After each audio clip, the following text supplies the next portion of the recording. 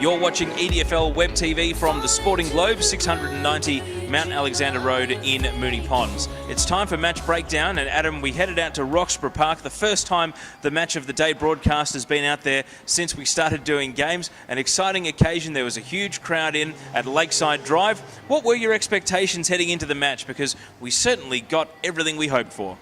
I was hoping to see two clubs that are going to fight it out come the end of the year in Division 2 for that spot in Division 1, and of course that elusive flag, which has only been two of been available in the history of Division 2. So it was always going to be a massive game, particularly for Roxburgh Park, arguably the biggest game in their senior history, and as you'll see in the footage, they delivered. So it took just 1 minute for East Keilor to get a chance on goal. Nice pass into the right forward pocket from Napoli, and Vanderbilt loading up. It's not quite a 50-metre arc, as we quickly found out at Roxburgh Park, at least at that end of the ground, and he put through the first goal of the game. And then an errant handball there, turned over and heading back the other way. Douse snaps Roxburgh Park's first. 2 minutes in and a goal each way. Good start to the game, Tail, and it was a high-scoring affair in the end, set the tone. Mondio had a great first quarter. His long kick into the forward line here hits the deck. Mark Caruso would win the ball at ground level eventually here, and then he comes back in board. Little hand off, and the squaring kick goes very nicely there to Con Gramsas, and straight in front he was able to make it 2-1 just 6 minutes in for East Keilor. Ruck was one area for advantage for Roxburgh Park through the day. Demeski gets a perfect hit out there and finds Matt Mickelson on the lead. Now look carefully, just obscured, but the East Keilor man runs through the mark. 50-metre penalty, first goal of the day for Mickelson. It's pretty hard to stop Matt Mickelson as it is in 50 metres, and it just makes it all that much harder. Vanderbilt again presenting well here and makes a mockery of the arc. We thought ever so briefly it was 50 metres, and well, that would have been an 80-metre kick. Absolutely sailed it over the goal umpire's hat. Yeah, just for all the viewers out there was no howling wind towards the northern end of the grounds. It's a very small ground out there at Roxy. Harley Short takes a good strong mark here, puts it inside forward 50, and this is sort of the Mickelson special. If he doesn't get it in the air, he is deadly on the ground. Picks it up, quick snap on the right boot, and he knew it was a goal before the goal umpire had even walked back to the middle. Yeah, very, very dangerous, whether it's in the air or on the ground, Matt Mickelson, and he showed it there. Mark Caruso brought his own footy to the first half, and he spots up Dion Hill here with a very nice pass. Hill, first game for East Keilor for the season after a broken jaw that he suffered playing in the VFL for Coburg, puts through his first goal of the day. Now Vanderbilt here, we saw him take some good marks, but that's the hard ball in the middle. And then chain of handballs tumbling the ball forward. Mondio with a great contested mark, and he would go back and kick the goal. And at this stage, he was well and truly in the lead for the best on the ground. He made a blazing start. And at this stage of the game, East Keilor just starting to separate. And here, we spoke about Mark Caruso getting free in that first half. Well, look at this around the wing. His opponent goes for the ball in the air, leaves Caruso down in metres of space, and he's able to pick his target inside the forward 50. Absolutely beautiful to Mondio, who takes the good mark, but he couldn't convert the set shot. At this stage, it's East Keilor 34 to Roxburgh Park 19, and they missed a few gettable attempts. Dimech, great tackle to spill the ball. Harley Short comes through, and this was a contentious free kick. The scoop action pinged for a throw, and we'll see it again here in slow motion. I still think it was, Taylor. It looked very, very dubious indeed. I know Dave Battistella spoke about it after the game, but I'd be paying that one as well if I was the umpire. And of course it was a crucial free kick because Mickelson goals after the siren there, and all of a sudden he's got 3 in the first quarter. At quarter time it was Roxburgh Park 25 trailing East Keilor 34. So we move on to the second quarter, and just 40 seconds in, Harley Short winning the ball away there, but a fairly ominous sign for what was to come in the second term as Tim Blacker took a great mark there with the flight and went back to kick a set shot goal, his first of 4 in the term. Yeah, you're right, Tayo. The first of 4 goals in this term alone, and 7-4 of the game. He earned player of the day with this massive effort in the second term, as we'll go through now. Ball comes down, and Madden, who also had a very good first half, rides that tackle and puts the ball inside forward 50 to Brendan Lucas. Bit of a stuttery set shot approach on this occasion, but the kick was perfectly straight, and East Keilor maintaining that quarter time lead, and now they went about building on it. Just 4 minutes into the quarter, Vanderbilt, a good mark on the half forward flank, goes inside forward 50, and again the Roxburgh Park player flies in the air. Madden stays down, robes the ball best and runs into an open goal. And here Con Gramsas, a running banana out of the stoppage, At this stage it was Roxburgh Park 31 trailing East Keilor 52, and it really felt like they were on the verge of breaking the game open. Yeah, it did feel like that, Teo, and they were allowed to run loose East Keilor, some loose checking by Roxburgh Park, but at the other end they needed goals, and they certainly provided here. Dowse and then Mickelson with the big forward line tackles. That one was holding the ball the second time around. Quick play on, and Mickelson misses out on the shot and goal, but they wouldn't mind too much because Tim Blacker was able to convert from the goal square. You don't miss too many from that far out. East Keilor, though, would hit back straight away with a quick reply. Hill marking and goaling. Now, listeners would know that as the ball was coming back from that Hill goal, there was actually the phantom siren. Freeman snaps the goal there, and this would start a Roxburgh Park run. It may have just been coincidence, but with that siren going off, it's almost like it triggered some sort of a response in Roxy, because Freeman and then Mickelson taking the mark here and kicking the set shot goal, it really did prove the turning point in the quarter. Yeah, what that siren did, it almost marked the start of a new game for Roxburgh Park. They found a second wind, and they really started to come good as Mickelson kicks another goal there. And so, while the ball wasn't in play, it's not like it stopped East Keilor running into an open goal. It did seem to mark a turning point in the match. Blacker juggling about 4 times there to pull in the grab. And as he converts this kick, all of a sudden that 22-point lead has disappeared for East Keilor.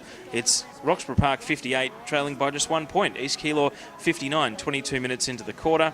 And then, having been behind all day up until this point, the 27-minute mark of the quarter, Blacker roves off the ruck contest, 40-metre shot on the fly, and the half-time score was Roxburgh Park 64 to East Keilor 60, in front for the first time in the game. So the third quarter started with a quick East Keilor goal to retake the lead straight away. Madden taking possession and kicking a nice banana goal. So after all that hard work, East Keilor all of a sudden back in front. Yeah, a game of momentum and a couple of goals here. East Keilor really started to get a run on. Really seemed to be the scoring in the northern end throughout the game, and East Keilor did have a good third quarter to start anyway.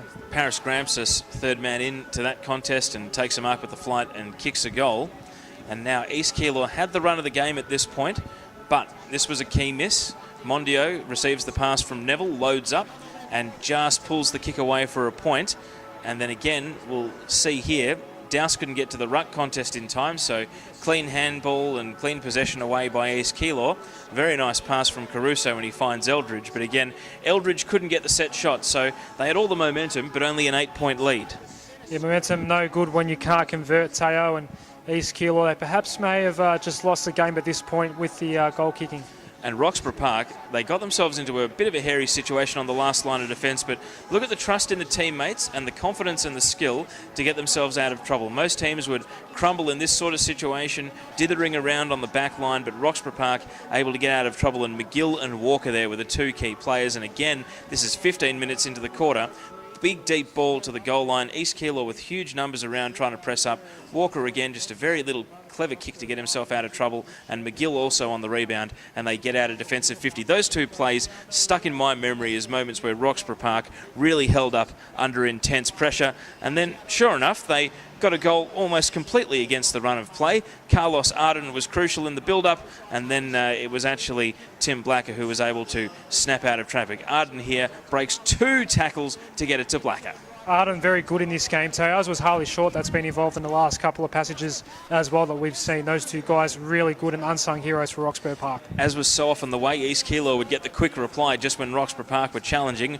Medafri there snapping out of that stoppage at the boundary throw-in. And then this free kick, well, it looks like a free. You see the hand over the shoulder from our camera angle. Carlos Arden coming in to convert the goal. 24 minutes into the third quarter now. Roxburgh Park challenging again, but East Keilor would keep their noses in front. Paris Gramsis, who was very good in the third quarter, able to pick up the ball, show composure and hand it off quickly, and Neville is able to snap the goal.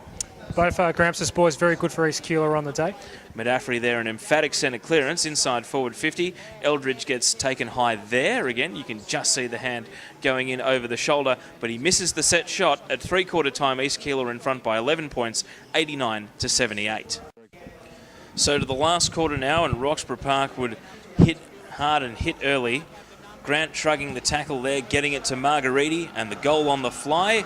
But the goal assist from our man Jamie Grant, EDFL Web TV last week. Great to see him playing a crucial role in the last quarter. 5 minutes into the term now, and there's an intercept mark from Walker. Passes it to Blacker, but he can't convert the set shot. Roxburgh Park are 2 points down at this point in the game. Sent that one near to the right-hand side.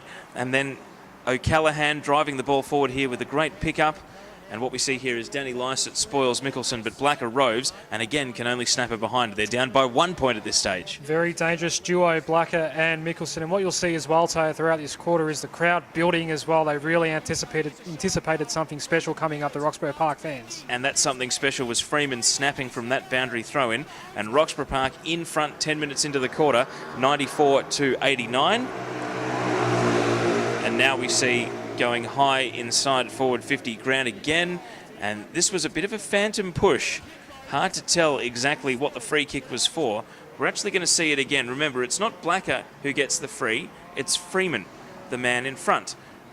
Really, I guess you got to trust the umpire and respect the umpire's decision. There was a bit of a lunge there, Taylor. That's perhaps what the umpire picked out. Still, the goal goes through, and of course, Roxburgh Park at this point just starting to break away. Then there's a rucking free here for Blacker, and he's able to go back and kick the goal. So all of a sudden, they're breaking away here. Roxburgh Park up by 3 goals, and then this end-to-end play, perhaps the most memorable piece of play in the match, not just for the goal, but for what followed. And it was Demech running into the forward line and finishing with the crowd cheering him in. Yeah, a couple of bounces here, Taylor, but what it did, it really sparked the crowd into action. They knew they just about had the game at this point. So Phillips knocks over Demech, and it just starts a little bit, and you'll see Phillips there. Does connect one, you'd suggest, and then unfortunately it escalated because Margheriti, not sure what he was thinking running in like that, but would you believe, no reports, no suspensions, Adam. So the umpire, who's right there on the scene, decided that there was nothing more to go on with. Just some good, clean, fun tail, and perhaps a little bit of frustration creeping into the East Keilor psyche. They hadn't lost the game up until this point, obviously, and they've been really pushed by Roxburgh Park, and that goal by Demech, as I said, it really set things off. Just want to apologise to anyone listening, because I thought perhaps with what we've seen there'd be a couple of certainties to go, but not to be. The umpires on the scene decided against laying any reports.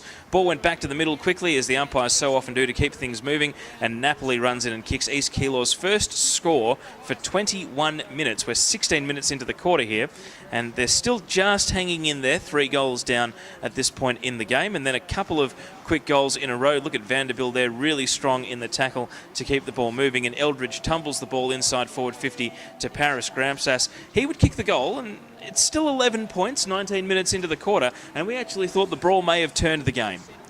Yeah, they needed something to spark them, East Keilor, but Roxy, they came once more, and as we see moving through the middle here, Adem goes long inside 50. He does, and Adem hits up Mickelson. Crowd was really riding this one through. Mickelson goes back and converts his 5th of the day, and it was celebration time at that point. Look at the Roxburgh Park players getting around Matt Mickelson and really enjoying a goal that opened the margin back out to 17 points. And then here, East Keilor really lost their discipline, just flicking the ball out of Dowse's hands after he clearly took the mark. So a bit of a gimme. 50-metre penalty takes him within kicking range, and he puts through the goal. All of a sudden, it's 24 points, game over. And just to ice the cake here, we see Phillips, who was obviously quite angry with how the last quarter was going. Bowls over one man, bowls over a second. That one is the downfield free kick on Sedgwick, and the beneficiary was Blacker. He also got a 50-metre penalty because the runner ran in too close to the protected zone, and so he was able to kick his 7th of the day. And we see the final siren, Roxburgh Park 132 to East Keilor 101. Big win for Roxburgh Park. They now sit undefeated on top of the Division 2 ladder. And as we come out of the scenes there at the end of the match, Roxburgh Park remaining undefeated in Division 2. East Keilor, their first loss of the season. If you want to hear what the coaches had to say after the match, and also Tim Blacker and Matt Mickelson, click the link on your screen, because you'll be able to go to the EDFL review program where we had in-depth interviews with all 4 of those gentlemen. Adam, it was a great day of footy, high scoring, seesaw margin, entertaining highlights as well. You couldn't have asked for much more, really. That's what local footy is all about. Plenty to talk about Rose and Galea in Premier Division. Well, I'll tell you what, Mickelson and Blacker in Division 2 are having exactly the same impact in EDFL at the moment. They put on a wonderful display. Roxburgh Park now deservingly the favourite in Division 2. That's it for round 7. Click the links on your screen to go to the rapid fire segment as we look ahead to round 8. You're watching EDFL Web TV.